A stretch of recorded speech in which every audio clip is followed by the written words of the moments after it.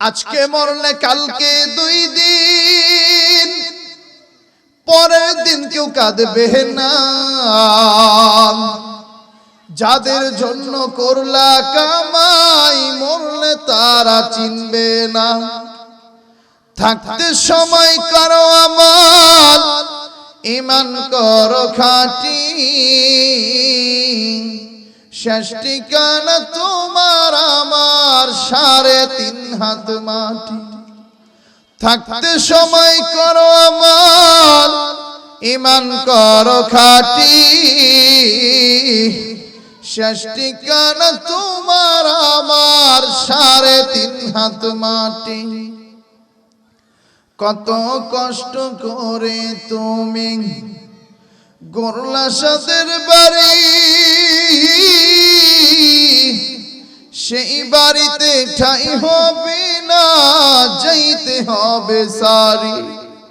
মোহমায়ার কালে তুমি, মোহমায়ার কালে তুমি রবের বিধান ভুইল না।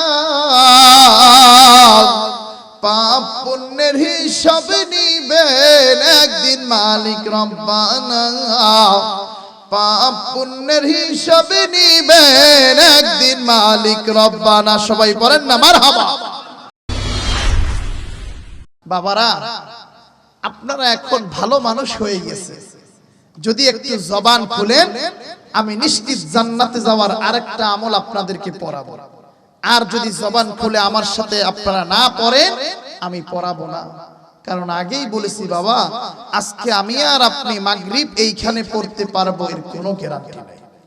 আজকে মরলে কালকে 2 দিন, পরের দিন কেউ কাঁদবে না।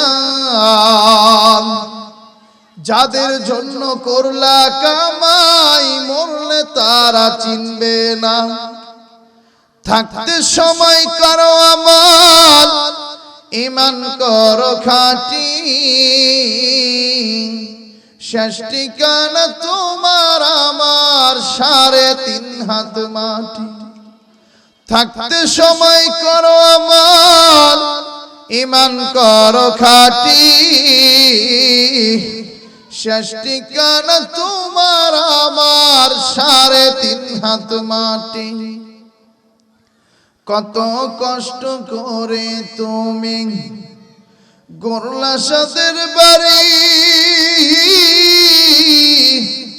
সেই বাড়িতে ঠাই হবে না, যাইতে হবে সারি।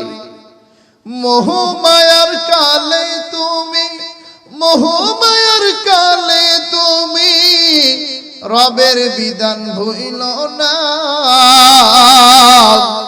পাপ পুণ্যের হিসাব নিবেন একদিন মালিক রব্বানা। পাপ পুণ্যের হিসাব নিবেন একদিন মালিক রব্বানা। সবাই পড়েন না মারহাবা। তাহলে যে আমলটা এখন শিখাবো সেটার নাম হচ্ছে সাইয়্যিদুল ইস্তিগফার। আমার সাথে পড়বেন। এমন অনেক মানুষ সারা দেশের যেখানেই কথা বলে, আমলটা করানোর পরে অধিকাংশ মানুষই বলে হুজুর এই আমলটা অতীতে কোনোদিন করি নাই, কালো দাড়ি সাদা হয়ে গিয়েছে, 10 বছর থেকে 40 বছর 50 বছরে আর আজ পদার্পণ করেছি, হুজুর এই আমলটা করি নাই।